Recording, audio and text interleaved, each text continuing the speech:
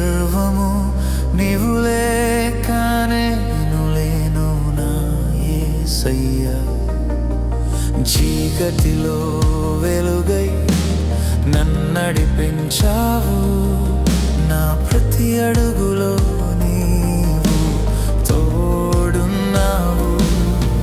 ఆరాధన ఆరాధన నా యేసయ్యా, నా హృదయమంతా నీకేనయ్యా.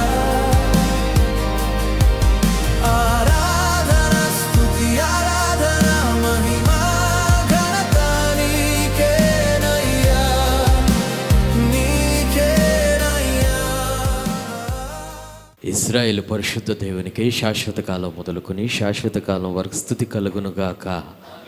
సర్వోన్నతుడైన దేవుడు, సర్వశక్తిమంతుడు, అద్వితీయుడు, ఆశ్చర్యకరుడైన దేవుడు నిశ్చయముగా సేవకులైన మనతో ప్రతి ఒక్కరికి ఇచ్చినటువంటి గొప్ప ధన్యతను బట్టి దేవుని కృతజ్ఞతాస్తుతులు చెల్లిద్దాం. హల్లెలూయా, హల్లెలూయా.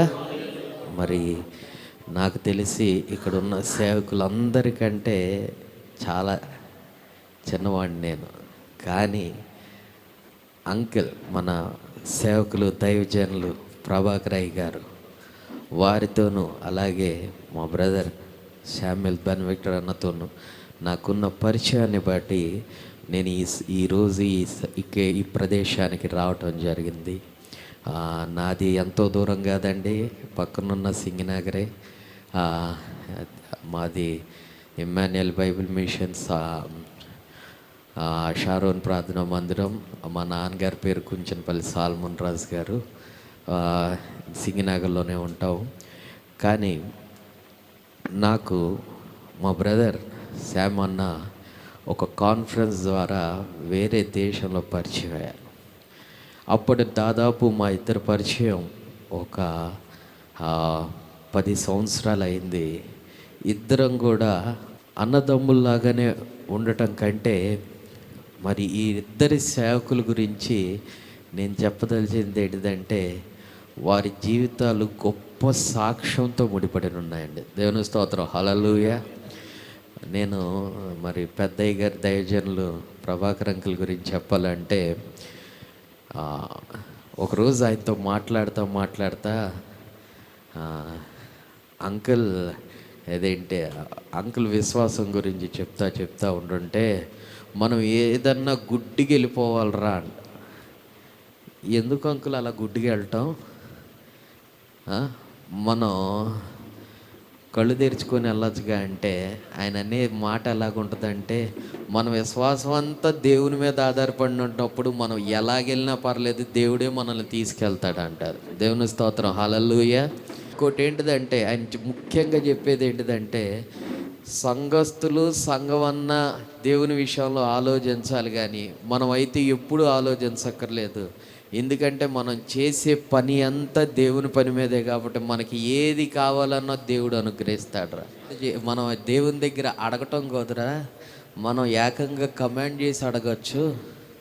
ఆయన అంటూ ఉంటారు, నేను ఎప్పుడు దేవుణ్ణి అయ్యా నాకు ఇవ్వయ్యా అని అడగను.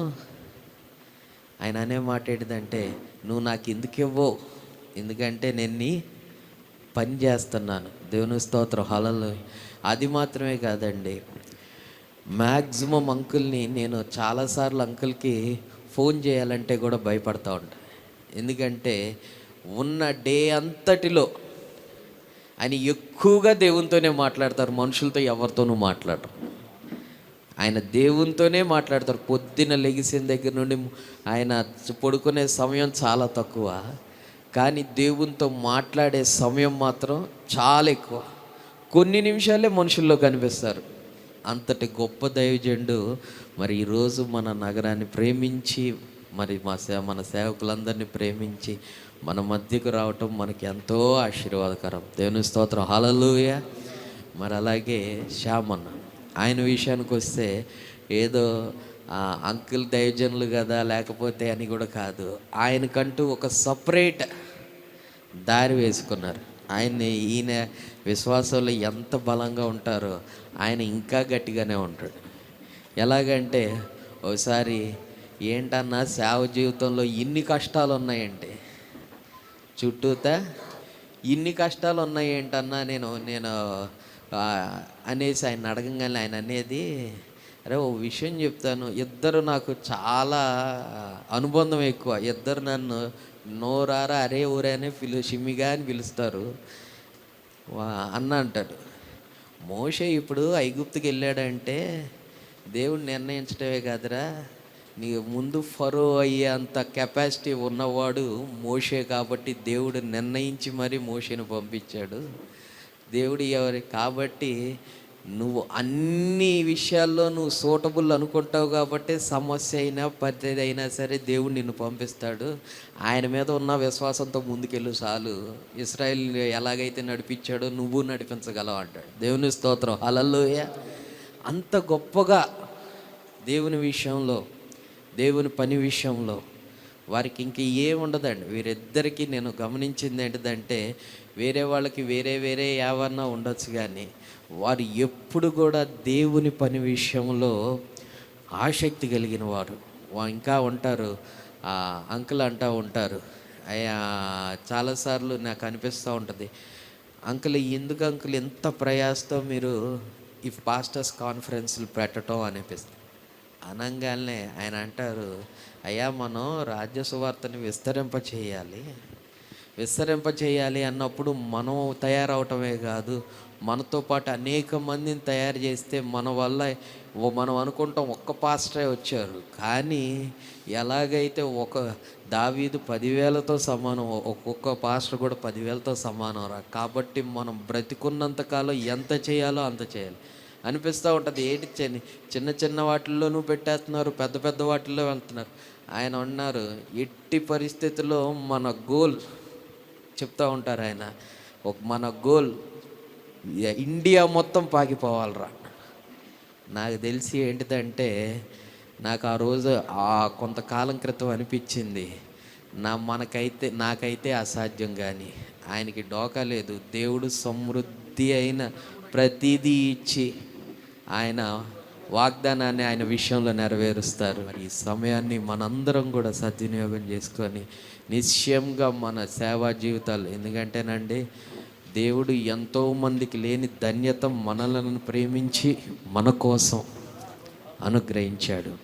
ఈ ధన్యతను మనం విడిచిపెట్టకుండా నిశ్చయంగా ఇది మనందరికీ గొప్ప ఆశీర్వాదకరంగాను అభిషేకంతో నింపిన ధన్యతగా దేవుడు మనకు అనుగ్రహించును గాక. ఆమేన్.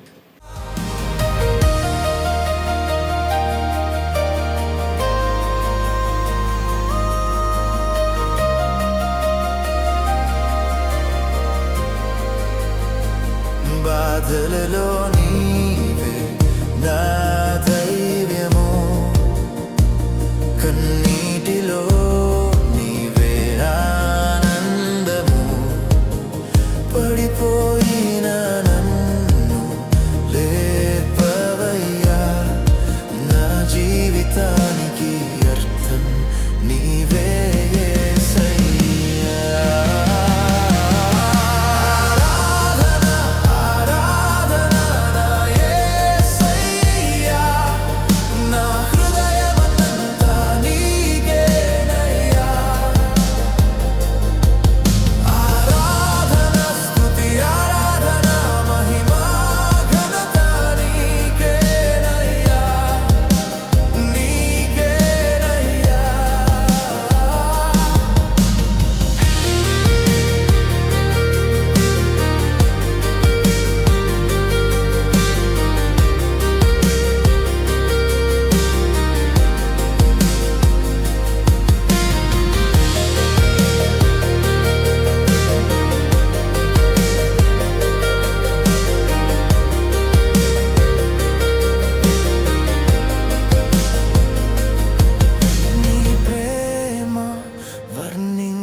చలేనిది నీ కృపా కొలవలేనిది, నీవు చేసిన మేలుకు నా జీవితమంతా సాక్ష్యం. ఆరాధన యేసయ్యా, నా హృదయమంతా నీ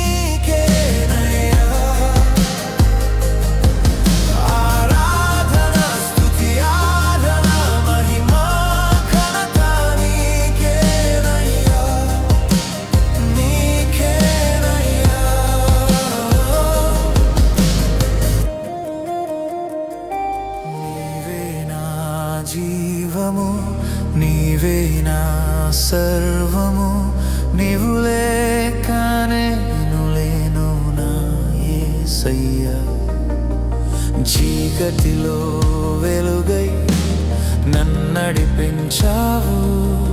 నా ప్రతి అడుగులో నీవు తోడున్నావు. ఆరాధన ఆరాధన నా యేసయ్యా, నా హృదయమంతా నీకేనయ్యా. ఆరాధన స్తుతి ఆరాధన మహిమ ఘనత నీకేనయ్యా, నీకేనయ్యా.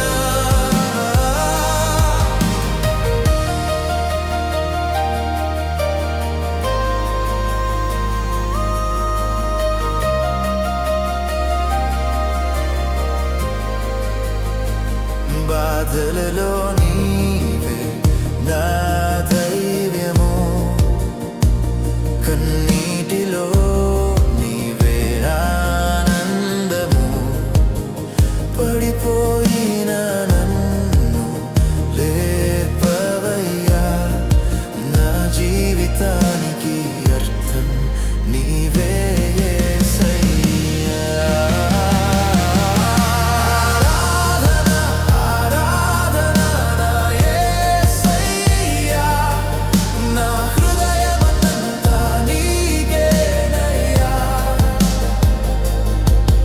ఆరాధన స్తుతి ఆరాధన మహిమ ఘనత నీకేనయ్యా, నీకేనయ్యా.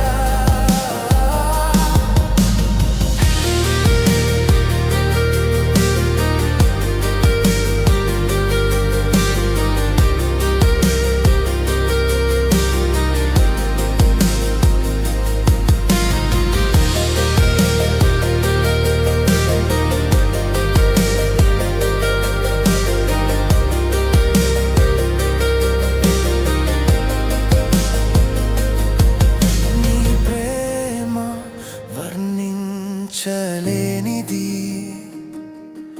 నీ కృప కొలవలేనిది. నీవు చేసిన